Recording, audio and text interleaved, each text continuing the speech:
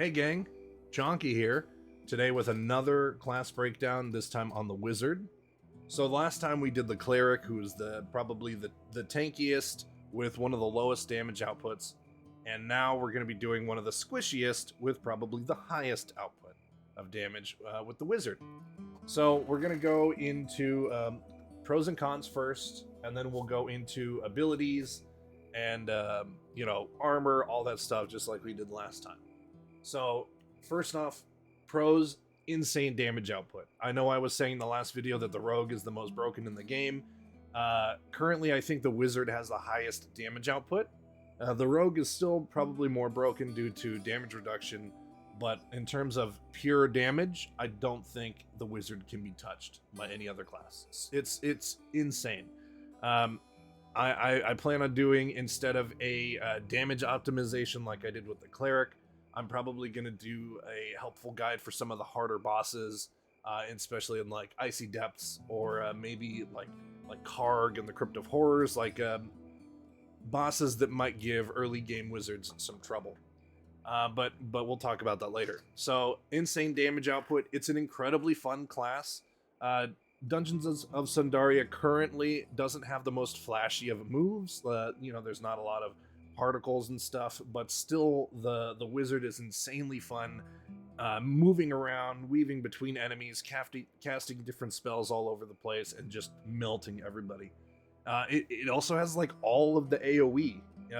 There's, aside from things like Ember Lance, which, is orbiting orbs of fire that will seek out targets, and maybe I'm not sure if Chaos Orb, I think it is supposed to be single target, but I've hit multiple, like a cluster of guys with it before, and they all died. So maybe that was a bug. Who knows? But it seems like everything the Wizard does just clears rooms of people. It's amazing. And the heal, late game, is more than 100%. So it has a full heal, which you can have on a pretty low cooldown with gear and everything all put together. So a con of the class, I would say it's the squishiest class. Early to mid game, before you get really into the heroism stuff, you're going to be dying a lot as the Wizard, even if you use potions. I know I'm always like, use the rejuve potions, they're lifesavers, and they are, but the Wizard will still die. They're very squishy. I would even say that early to mid game, their damage output is very much hampered by this, because you can't really get all of your spells off because you'll just die so quickly sometimes. Another con is that there's no crowd control breaks. There's no breaking of stuns or sleep or anything like that. So like the Rogue and the Champion can break stun and keep fighting. The Wizard is just stuck there, kind of like the Cleric. And my biggest con right now with the Wizard is the ultimate Ember Eruption. It's a weird move. It's not exactly how the devs had originally planned it. And so we'll get into it when we get to the abilities, which is coming next. But yeah, I think the ability needs a big rework, or maybe changes made through heroism or elite sets in the future. So anyway, let's break down the abilities now. So first off, we have Fireball, which is just like the Cleric's Smite ability, your auto attack. You just kind of throw fireballs, and the more auto attacks that you connect with, it will stack up to 5, which will give you a 10% damage increase on your next attack. Now this applies to anything. It's auto attack, it's a spell, it's whatever you do. That's a 10% damage increase to whatever you do for the next 2 seconds. So it's actually huge to keep this stack at 5 as much as possible. For other classes, the Wizard, you can kind of get away with being lazy with Fireball because the damage output is so crazy. But I would still recommend trying to keep your stacks at 5 as much as possible. So Magic Missile, the first move. So this one, it's not a bad move, actually. It's you shoot a series of void missiles at a target, and sometimes it tracks in on them, sometimes it doesn't. Long range, it seems to just kind of go wherever, but if they're like, halfway across the room, most of the Magic Missile should track onto them. If you're playing with friends, I know Magic Missile can sometimes target your friends, but it won't really hurt them. It's not very strong. Each orb only does, for me, 45% void damage, and it's just more of like a little harass. You kind of just throw it out there while Cone of Fire is on cooldown.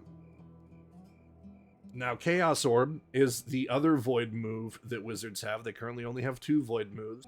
But, so Chaos Orb is crazy strong. 675% Void damage. It's essentially like if the Cleric used Exorcism, but Chaos Orb just feels way more rewarding. The cooldown is massive without any cooldown assistance. It's a 30-second cooldown, and you do a whole windup when you cast it. But it's a cool move. I like it. It's not the strongest. It's not. I mean, it is the strongest technically in the wizard's arsenal, but since you don't really focus Void, it ends up being very weak compared to the rest of your stuff. I think it'll be cool if it gets buffed or like has changes made to it. So Cauterize, fantastic. In my opinion, it's the best self-heal in the game right now. Everybody else's is either partial or over time. The Wizards is just boom, full heal. Fantastic. Boom, enough said. Now, this move, Cone of Fire. Holy cow. Okay, so Cone of Fire is the most damage output I've seen in this game, period. You can have crazy bursts like a really lucky crit, or like if you use Upheaval as the champion, it'll do like 60 or 80k, and Meteor when we get to it. I love Meteor. That'll clear a room of mobs. But Cone of Fire melts everything. Now mine is really strong because I currently am wearing the Fire Lord set, which just makes fire damage so much crazier. But without any buffs, it's a 12-second cooldown, and that's if you channel it all the way. So with Cone of Fire, you have to channel it for 3 seconds, and then it shuts down, and it'll have its 12-second cooldown. If you don't use it all the way, it reloads even slower. So it's really important that you use all of Cone of Fire so that it can come off of cooldown faster. Now, my cooldown is 5 seconds, and that is crazy. That's just about enough time for me to use all of my Cone of Fire, and then auto-attack to get my flurry back up, and then use Cone of Fire, and then auto-attack to get my flurry back up. It's pretty crazy how quickly I can use Cone of Fire and just melt everything. I still die as the wizard, but Cone of Fire is the end-all be-all right now of everything. So I don't really give 10s out of 10s. I would give Cone of Fire a 10 out of 10. And that's probably the only rating I'm going to give for wizard spells. It's just Cone of Fire, mwah, chef's kiss. So Flame Blast.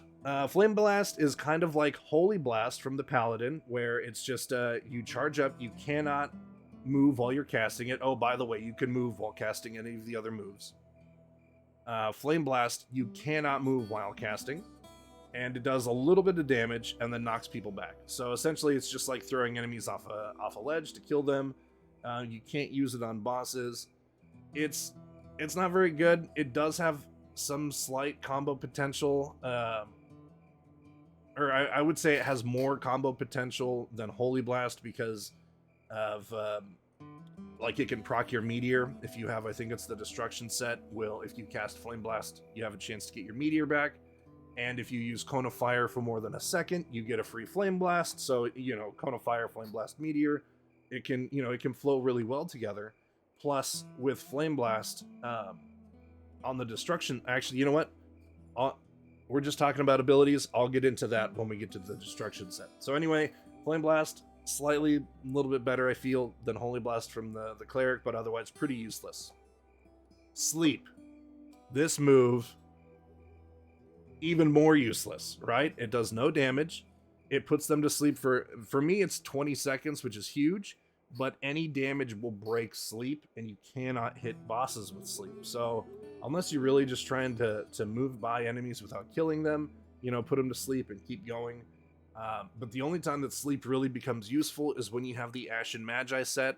I'll go into it more later, but essentially sleep with the Ashen Magi set will take 6 seconds off the cooldown of your heal. It'll also increase all fire damage for 60 seconds, and it does something else. I can't, it's slipping me, but sleep is crazy good with Ashen Magi. Other than that, it's completely useless. I didn't actually use sleep until I was with the Ashen Magi set.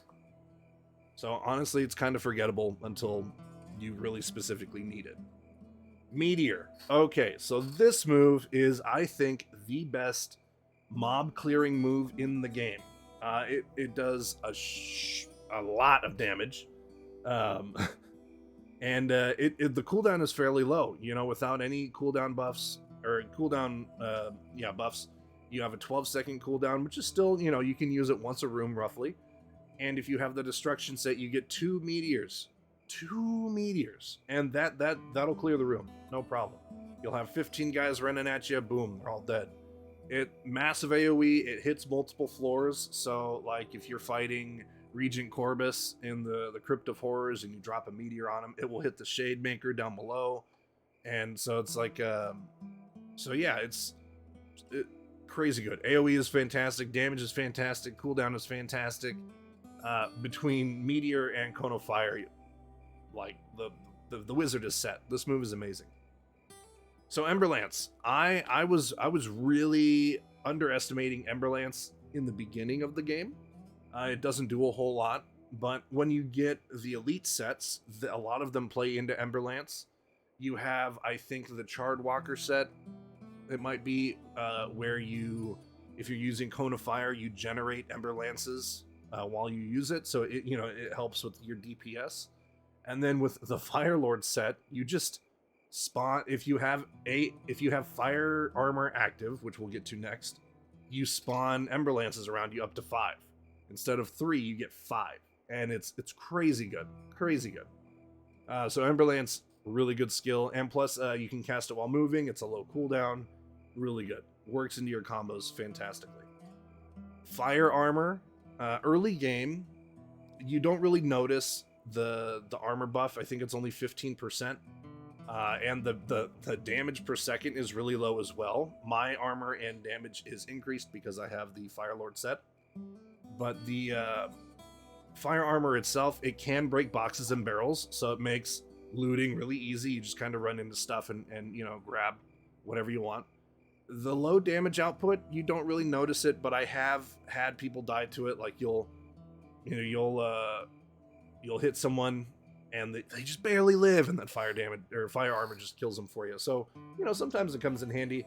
But once you get the Ashen Magi set and Fire Lord set together, fire armor becomes a monster. So now with this set, my fire armor is doing enough, or the same as my auto attack, which is anywhere, I would say, from like 8 to 20,000 damage on average. So I'm just doing, like, let's say 6 to 17,000 damage every second. And if I'm using Ashen Magi, that increases my fire damage by 60% if I use sleep. So that buffs fire armor as well. Not to mention if it crits and penetrates, like, fire armor gets crazy late game. Crazy. Okay. Ember Eruption. So this move, it's really confusing. But the way I can describe it is you shoot a ball of fire, and then while you use the spell, you can't take damage. Okay? You're immune.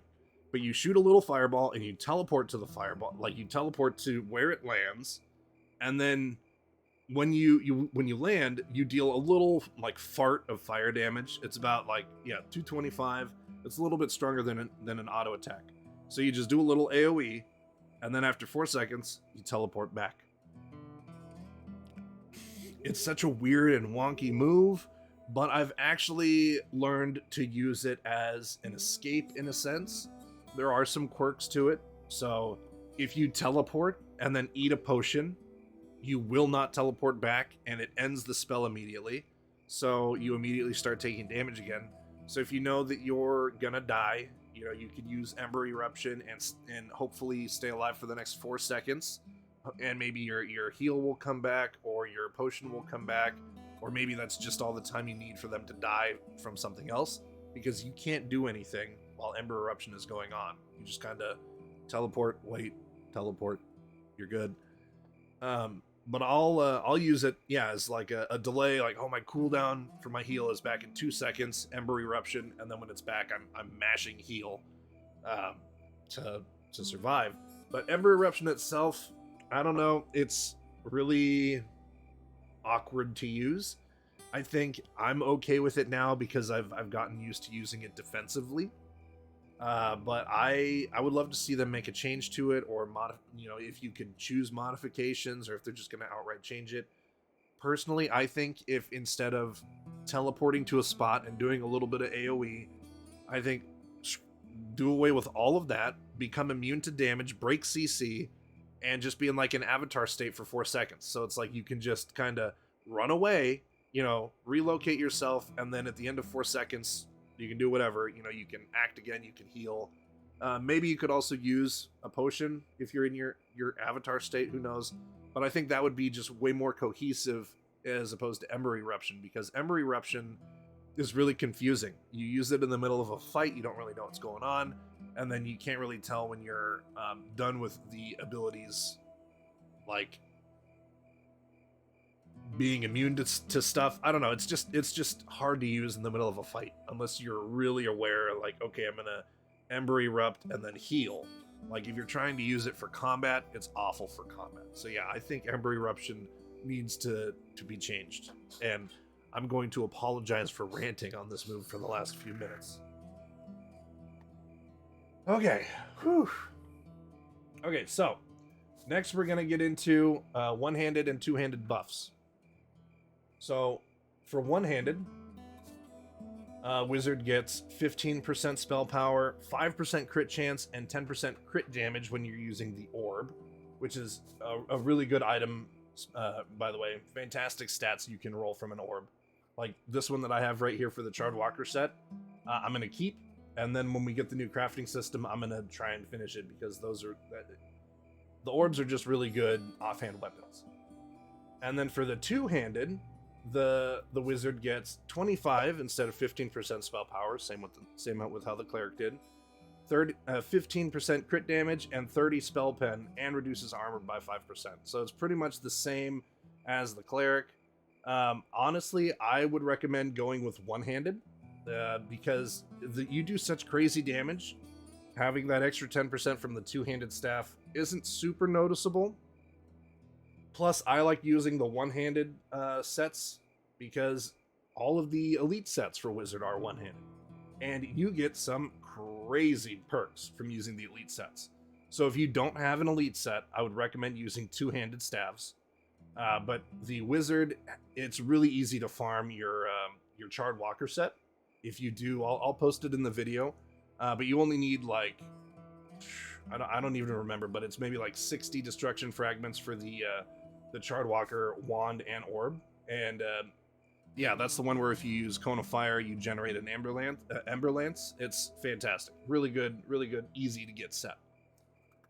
So personally, I would go with the one-handed over the two-handed, just for the fact that you have elite set options. Now, if a two-handed elite set comes out, I might be all over that. But the Ashen Magi set's really good, so you'd have to really impress me to get me off of Ashen Magi and the Fire Lord combo. Okay, so now we're gonna get into... Let me look at my notes real quick. Okay, so now we're gonna get into the elite sets. And the elite sets are... I'm just way more positive overall, as opposed to like with the cleric, how I was like, this set's good, this set's okay. I don't like the pious set. I don't really have a lot of bad things to say about the wizard sets. So you have your destruction set, which is the first armor set you can get. You have the Charred Walker set, which is the first one-handed elite set you can get. You have the Fire Lord set and the Ashen Magi, and those are both Icy Depths. We're supposed to get another elite set with Dreadforge, and I'll cover Dreadforge stuff when it comes out. But we're gonna go in that order. So the destruction armor set with the wizard, holy cow, fantastic.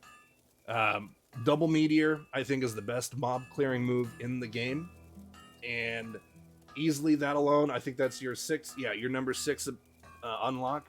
Worth it. Everything else is okay. You have the cooldown reduction on Flame Blast, meh. Your Flame Blast can reset Meteor, and I would never cast Flame Blast by itself, but if you look at the 5th upgrade, this mini is 5, you cast a free Flame Blast after channeling Cone of Fire for at least a second. So even using your main damage output move, when you're done using it, you would automatically cast Flame Blast, and that had a chance to refresh Meteor. So, and if you do Flame Blast, you can cancel it, because I noticed a lot of times when I was running around, I'd be using Cone of Fire, and then I would get into Flame Blast, and I'd be frozen in place because you can't move while casting it, and then my enemies would then descend upon me and slaughter me right there. I noticed that you can actually use potions or other abilities to cancel out of Flame Blast. So what I was doing is I was using Cone of Fire, right? And then as I would start Flame Blast, I was mashing Meteor or like Magic Missile. I'd be pushing the two of them alternating, because if it refreshed Meteor, I wanted to bring down a Meteor after Cone of Fire, because you can cast while moving. Or I'll just go with like Magic Missile, or maybe I'll heal myself or recast Ember Lance. But I was always canceling out a Flame Blast because I just didn't want to be stuck moving. Sorry, I'm just kind of ranting. But yeah, the Destruction set, really good. TLDR, yes. The Charred Walker set. So this, like I said before, it's really easy to farm. It only requires 2 pieces. And they're not super expensive, I don't think. It's been a while since I bought them, but I don't remember them being very expensive. So if you run the Grasslands farming loop, you know, get like 5 destruction fragments in like 4 minutes, you know, you can get this set super quick. And the fact that it gives you Ember Lances for using Cone of Fire, that's just a win-win. There's not really a downside for that. Okay, so I'm gonna skip the Fire Lord, and I'm gonna talk about the Ashen Magi set. So the Ashen Magi set is really cool. It finally gave a use for sleep. Like I said before, I didn't use sleep at all until I got the Ashen Magi set. So if you kill an enemy, the sleep cooldown goes down by a second, which you kill a lot of enemies. But if you're in a boss fight, see, I think that's the way they made it fair, is if you're in a boss fight, you don't really get to kill a lot of mobs, so sleep will still stay at a long cooldown, so you don't get the crazy burst of fire damage all the time. But if you hit an enemy with sleep, or not, sorry, you don't even need to hit an enemy, you just need to use sleep. So you can look at the boss, sleep, and come back and hit him with fire, and your fire damage will still be 60% stronger. And it's, oh man, like, the damage is crazy. And then, not to mention that sleep also reduces the cooldown of your cauterize by 6 seconds. I don't know if you guys saw, but my heal is 9 seconds. So it pretty much almost refreshes the cooldown completely. So, Ashen Magi set, oh my god, fantastic. Like, it's so good. It's so good. And the fire damage bonus, 60%, is for 3 seconds. That is the exact amount of time that you can channel Cone of Fire. It's almost like they said, what if we just buff Cone of Fire indirectly? Because what I do is, you know, I get my flurry up, cast Ember Lance, sleep Cone of Fire, and everything dies. Everything dies. It's ridiculous. Okay, now the Fire Lord set. Okay, so this set, at first I was like, oh, it doesn't give any real buffs to Cone of Fire or Meteor. Do I want to use it over the Destruction set? And then now that I have it, I'm so glad I chose to use it over the Destruction set. Yeah, I don't get to kill mobs as quickly with a double Meteor, you know, wiping out rooms at a time. But I'm untouchable in the Fire Lord set. Your radius of fire armor is 400% increased by 400%. I don't know the exact size. What is it? All enemies within range. Yeah. So I'll do like a snippet where I can show the boundary of fire armor somewhere in here. I'll go record something. But 400% is pretty big. It's almost the size of like a normal dungeon room. You know, it's pretty big.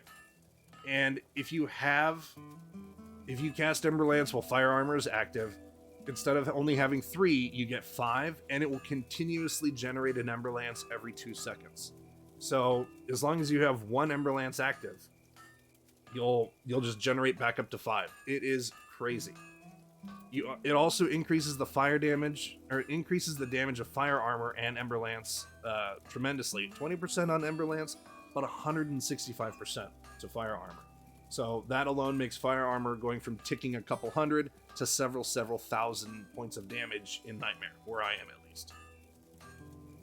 And then in skill 5, it increases the damage reduction of fire armor by 30%. So what this means is it's not like, it's not damage reduction per se. I think that's an interesting play on words. It's actually, it increases your armor. Yeah, there it is. It increases your armor by 45%. So it's not flat damage reduction. It's just armor. It's not armor and magic resistance. So it's not like Shadow Cloak where you're just becoming completely immune.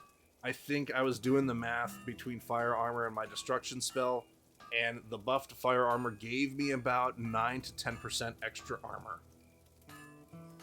Which is still not bad, you know? I got almost 50% damage reduction. I'm cool with that. But Fire Lord set, like, and oh yeah, and the final thing is it reduces the cooldown of Cone of Fire by 6 seconds, which is huge. That's half of the normal cooldown.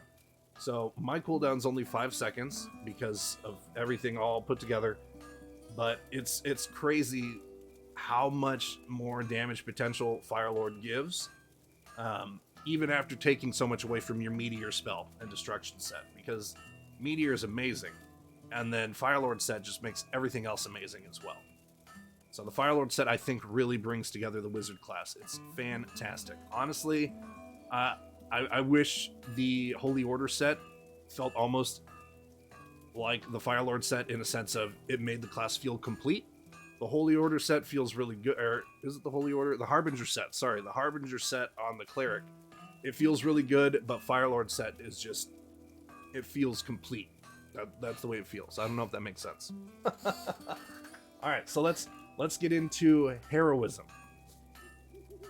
Right, so in heroism, first things first, I would say is reduce the cooldown of Cone of Fire by 20%. If you don't want to focus your Cone of Fire, the next thing I would say is doing Crit Chance and Spell Pen. I know some people kind of want to go against the grain. They don't want to use Cone of Fire because it's so good. I was kind of like that at first, and then I was like, well, actually, hang on, Cone of Fire is amazing, and then I just couldn't stop using it. So the way I went with was reducing the cooldown of Cone of Fire, and then I went with Crit Chance and Spell Pen, because like I said in the last video, those are two separate crits, right? So Spell Pen is not a passive thing. Your spells can either penetrate or crit or both, and if they do both, it's crazy damage. So so I went cooldown Cone of Fire, Crit Chance, Spell Pen, and then I went with fire damage instead of just Cone of Fire, because with the Fire Lord set giving fire bonuses everywhere else, I really also wanted to buff them with that. And once I noticed that 10% fire increase at the bottom, that like I noticed it. Like it was sizably noticeable. And then after I finished the damage from Cone of Fire, I would probably move towards attack speed, or maybe even like not attack speed. I'll move towards cooldown reduction. I was looking at attack speed, that's why I said it. I would move towards cooldown reduction and then health, and then after health, I would maybe do like maybe up your fireball attack or crit damage itself, or maybe even move speed if you want to be a zooming little wizard. But yeah. And then as far as gear stats, okay, so gear stats. One things I think you should look for first and foremost are bonus health, spell power, and armor for at least the big pieces like your head, your chest, your legs, and your gloves. Maybe your shoulders as well, because you're so squishy. You really need those. You need those stats. But aside from that, you're really gonna want Spell Pen, Crit Chance, cooldown, magic resistance. You know, a lot of people build armor, and it's so easy to neglect magic resistance when there's a lot of magic damage in the game, and that'll melt your little wizard character. So I do a lot of. I need to get better skills on that. But yeah, I would recommend going magic penetration, crit chance, spell pen, aside from, you know, the spell damage, armor, HP, that stuff. And then if you want to focus skills, I would almost solely focus on Cauterize and Cone of Fire. Some of them give bonuses to sleep. Don't worry about it. You don't want sleep. You're just using sleep with Ashen Magi. Some of them increase your damage to Fireball. I don't really care about Fireball personally. If you want to run around and cast Fireball, look for bonuses to that. But I think that your stats are much better placed elsewhere besides sleep and Fireball. So weapon stats. So if you're doing a lot of like melee attacking, you're gonna want elemental stuff on your skills, or I mean on your weapons, because that translates to your whatever your auto attack is. But with the spellcasters, or I mean with the wizards, I only use Fireball so much, and so I'm not really looking for the damage from Fireball so much as the damage from everything else that my flurry will then buff. So I would actually say, you know, you want things like crit chance, magic pen, skill buffs, and then of course the damage and spell power at the top. Don't really focus so much the elemental stuff, in my opinion. You know, other people might have other crazy builds that go different from what I do, and they have 4 or 5 elementals on a weapon. If that works for them, hell yeah, that's awesome. Me personally, I don't think I really need elements on a weapon when I'm not going to be using it, and I'm just going to be casting. If that makes sense. Well, alright guys, I think that just about covers it for my wizard breakdown. I plan on releasing a couple more videos for Dungeons of Sundaria soon. I wanted to do an intro to Dungeons of Sundaria that will go with my beginner's tips. I also want to start doing boss breakdowns, so what I'll probably do is break it down by dungeon. And so I'll just go through each dungeon and hit the bosses that might be a problem. So I'm not going to go through every single boss, but maybe just the ones that pose bigger threats than others. If you have any special requests on bosses you'd like to see, aside from, you know, the final bosses of each dungeon, let me know. You know, if you want to see something on Cold Snap, or maybe Karg, or maybe Wutu from the Grasslands or something like that, you know, just let me know in the comments. But yeah, thank you for hanging out. My name is Chonky. Check me out on Twitch, and like and subscribe, all that good nonsense. I've never said like it's, I don't know, this is, how do you end a video? Peace!